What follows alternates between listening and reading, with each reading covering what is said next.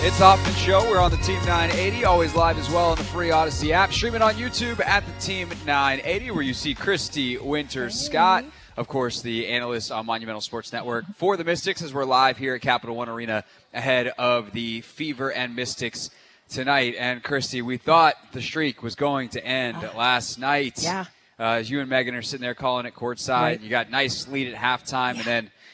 What's the conversation like between you on the broadcast going into that third quarter, knowing that third quarters have been such a problem for this team that you're going, all right, how did they fix it tonight? And then what ultimately happened in that third quarter through your eyes that they come out of it down and trying to chase Chicago in the fourth?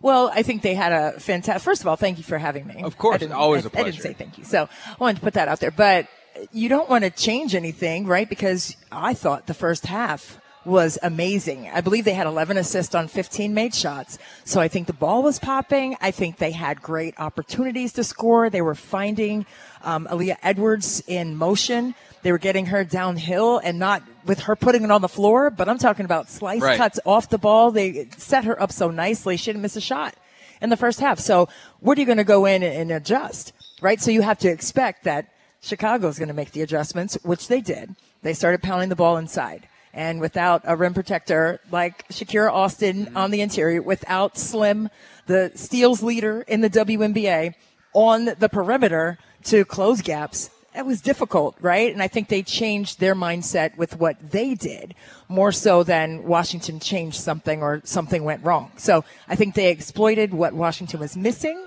in terms of injuries, but I don't think that there was any adjustments to be made at halftime per se. Yeah, no, and I think that just, in watching the game and being here, some of it's just they missed shots. Like Julie had a couple looks that she hit in the first half, and she didn't hit them in the second half, and that be the game sometimes. It's a make or miss league.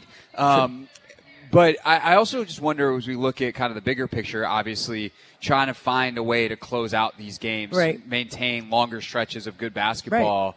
The injuries are a huge part of it. And I think what Anthony and I were talking about in the segment before you got here, and you and I were talking about a little bit in the break, like Ariel Atkins, if she's your second option, you're in such an outstanding place as an organization. But it's not just that right now she's got to be the primary. And she's a primary without that post player to dump it down to and Shakira to get you a bucket. Their second best ball handler, decision maker, playmaker type, someone you want to run offense through is probably Slim, Brittany Sykes, who's out again tonight with the ankle injury. And so it's just such a high pressure on Ariel. So how do you think Ariel's handling it and trying to grow through what is certainly a frustrating time for her? And what are they trying to do that hopefully will eventually connect to make do with what they don't have? Well, that's a great question. And I think, with Ariel Atkins, first of all, she's the consummate pro. She's a WNBA champion. She's an Olympic gold medalist. So let's understand who she is and what roles she had on those teams to become the champion that she is. She's 5 times made the all defensive teams. She is an impactful player. And it's not, hey, Ariel, go score 30 points for us. I don't think that we need for her to do that, number one. But defenses are going to be honed in on her, so that's going to be extremely difficult for her to have a high volume, number one, of touches, and then on top of that, to be highly effective with those touches. So what can Washington do to get her to be more productive? Is that what the question is? I mean, it's not, I guess, how the team can be more productive, right? Because, typically you want to run your offense through your best players. But it feels like A is maxed out with what you can do with her right now.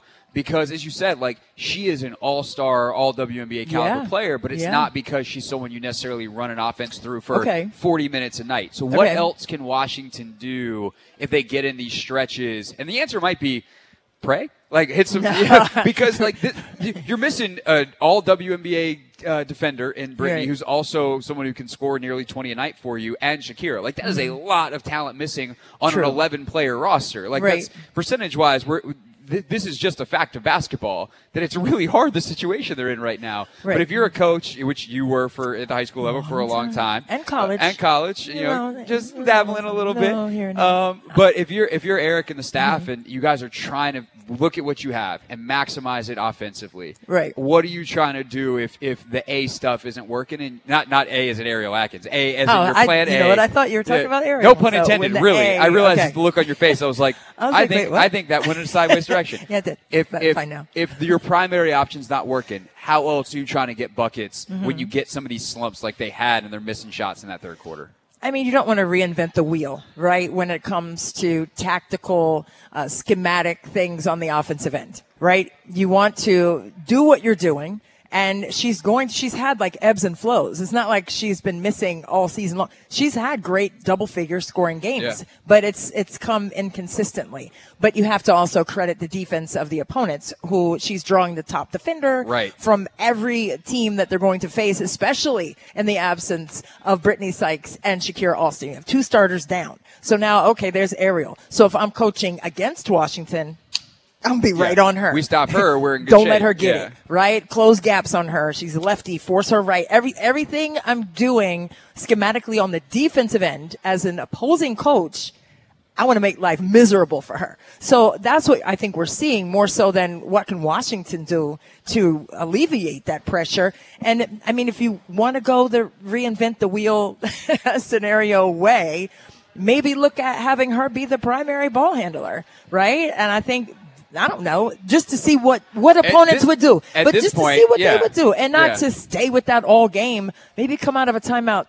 That's the more efficient way to ask it, right? It's like, boom, we know what their fastball is. What's the changeup? I mean, and at this point, if I'm Eric Tebow, I'm going, dang, this is not how I thought this was going to start. I need to figure out what my changeup is. Yeah. And again, there is no doubt in my mind that the injuries are the primary reason here. They've been so competitive. They're right there. Yeah, and at the end of the day, talent matters in basketball, arguably more than any other sport, because there's only 5 on the floor at a time. Yes. And so it's a tough spot. If you're Eric, from like a team-wide messaging standpoint, hey, how do we stick with this? What's your message to the team right now? Got to defend. And I think we saw that in the first half. And they defended Chicago extremely well, exceptionally well. So I think that's the road that I would take. We got to out-rebound them. We got to crash the offensive glass, right? In the previous contest before the Chicago game, they got to the offensive boards well. So it's a matter of, I think, putting all of the things that they can do well with an injured roster right now, injured starting lineup right now with 2 down. Hey, do what you can do in terms of controlling your energy, your effort, and your focus. And if any of my kids I've coached are listening, they know I said that every day, because those are the things you can control. You can't control whether or not the shots fall, right? You want to stick with your mechanics. You want to try your best to be consistent with that. Opponents are going to make it really difficult for you to be in a great rhythm on the offensive end. However, on defense, I would say do defensively what you hate to feel on the offensive end. Flip that. That feels like I'm being coached right now. This is what we're talking about. Let's go. We're just going to run down these stairs right on the floor. Give me a ball. I probably airball. I haven't touched basketball in like 2 years, Stretch which is the hammies terrible. Out and flick Actually, the wrist. Anthony, I think the last time that I touched a basketball is when we shot around at Prep before you beat Linnell 11-1. Whoops, sorry, said that score again on the radio. Christy Winters-Scott with us here. He deserves it. On the Hoffman Show, of course, you can watch her and Megan tonight. Not on Monumental Sports Network, on ION, national TV broadcast tonight for us here from Capital One Arena. I want to talk about like the moment and just kind of this whole big thing in a second. But real quick, Aaliyah last night, her best game as a pro by far. She had 16 in the first half, which is at her career high as a pro, period, matching the 14 that she had all the way back on Tuesday. What have you seen from her in this last week or so as her ascent has started to join so many in this rookie class that have had phenomenal starts to their season? Confidence, right? And I think, if you think about all of these rookies, especially Aaliyah Edwards, right? But if you think about all of these rookies, they had 5 days of training camp. They've just been thrown right into the fire and expected to look like 13-year pros. And I'm like, it's not minute rice out here. You've got to let them marinate. You got to let them learn and understand. I heard Caitlin Clark today talking about that very thing. Like, I just want to hoop. Like, I just want to play basketball. And there's so many other entities, and she wants the responsibility. All of them do, of changing the game and changing the narrative of our beautiful game. And I love that, but there's a lot that goes into that. So I think with Aaliyah Edwards and her ability not to miss a shot in the first half, like I think I said on the broadcast with Megan, I said, we're watching her grow up right in front of our eyes, like exponentially every moment of this game. You get to see her confidence just ballooning, and it was this groundswell of, I can do this. And not that she had a doubt before, but I just think there was this level of, of comfortability that she was presenting last night that I thought was just amazing to watch. And they started taking her out of getting those easy touches downhill. Yep. They started making it difficult. They started having her just be a back to the basket player, and she turned it over a couple times when they closed in on her double teams. But I think you just have to learn the speed, the strength. And when I say that, it's not necessarily the speed from point A to point B, right? It's the mental speed, right? How quickly can you make decisions? So it's not necessarily, oh, I'm not fast enough, I'm not strong enough. No, it's like, can you think quickly? And I think that's the challenge as you grow in the game, from elementary school to middle to high school to college, right? And now to the pros. It's not going to feel the same way for you. And I think, I heard Enrique Gumbawale, who just said, my first month, I was miserable trying to learn everything. And you have all these games back to back to back. You're traveling every other day. You have a game. You don't have practices where you can get reps that you need as a rookie, especially with 5 days of training camp. Right. There are no practices really, right? Yeah. So even if you do have a practice, it's a walkthrough, and you're right back in there. Right. And for Washington and for a 13-year-old pro. Yeah, right, for Washington and Indiana specifically, two young teams, that their schedules were so front-loaded that they have been probably on the worst end of that. Like, Las Vegas, they've only played, 6-7 games? Or something. And then they're as veteran can be. And Kate Martin's like, I have a cool Hello Kitty backpack, and she's having the best time out there. Leaving her at the restaurants and all that for her birthday. Hilarious. Love that. But I love her. She's the cutest. Yeah, she's great. Of course, her former teammate here tonight, Caitlin Clark. The building sold out tonight. Amazing. For you, as someone who's been in this sport, as a player, as a coach, as an analyst, for as long as you have, and I know how much it means to you. We've talked about this before. I know I could set down my headset. Me start crying and Tim, just stop her in enough time to get her downstairs for the broadcast on Ion. But in a as short as, or I'm gonna say as short as you can go, but in summary. Yeah. What does this moment mean to you to be able to sit courtside tonight and have 20,000 people behind you in all directions and sitting next to Megan doing it, you know, and doing your thing? Let me go ahead and try to woosah this comment down because, my dad was a pastor, rest in peace, so I could get a little loquacious. So let me take it down a little. But I would say when the first game was played here at Capital One Arena, it was sold out too. Right? And the fans were ravenous for women in sports. So flash forward to this moment. I feel the same way, right? I mean, I think from as much as that was an amazing moment for me, and I couldn't even make it through the tunnel. I remember Mike Wilbon was there and he stopped to talk to me and he was like, hey, can I talk to you? I was like, I had to gather myself because I saw all the little babies' faces, right? And those little babies are out here now hooping. So for me, I think it will always be about the next generation and what the moment is doing for them in terms of belief in who they can be, and not just as basketball players, whatever they want to be. If they want to be an artist or whatever it is, go attack that, right? So I think the example that the WNBA presents, not only on game one here at Capital One Arena, but today, I think it really gives hope to our youth, whether they play basketball or not. I just think that's always going to be it for me anyway. Even as a mom, even before I was a mom, I think I always had that that thought of, if you can see her, you can be her.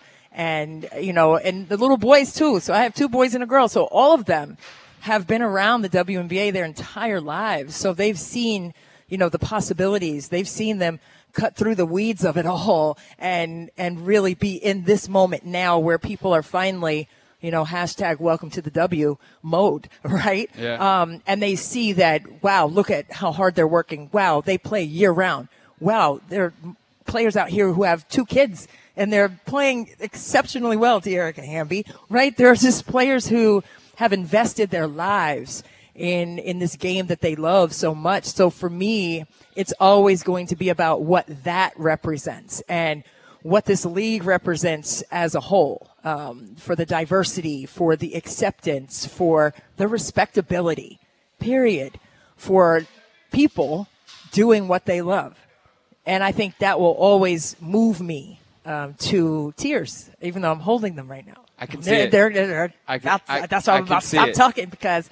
But no, it means, truly means a lot. And to have my daughter now who plays in college at Georgetown, to see her now at that level, She wasn't here on day one, but she was there in between and was with me because I had to bring them to work with me. It was like, hey, we're going to the game. Hey, we're going to the Mystics Wizards camps all summer, 8-9 weeks in a row from 8 a.m. to 3.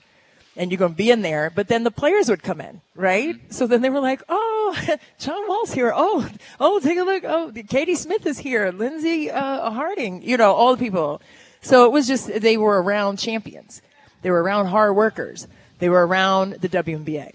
And they were around winners. And for me, that will always mean the most, just the example that it provides. So when I'm sitting down there tonight with Megan, 2 black women in the District of Columbia on national TV, and that's what's different.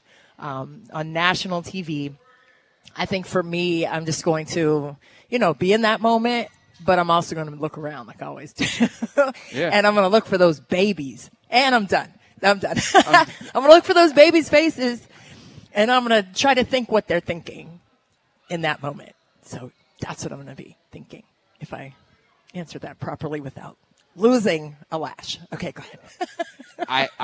How could I possibly add to that? I will simply say this to wrap up. You used a word in there, investment. And the thing about an investment is eventually, if you do it right, it pays off. And tonight is a moment where it pays off. Christy, you have invested so much in this game. Thank you so much for spending some time with us. Have a great broadcast with Megan tonight. I appreciate you. Kareem Copeland making his way over to the table. Washington Post reporter covering women's hoops year-round. He takes Christy's seat as we continue live from Capital One Arena next.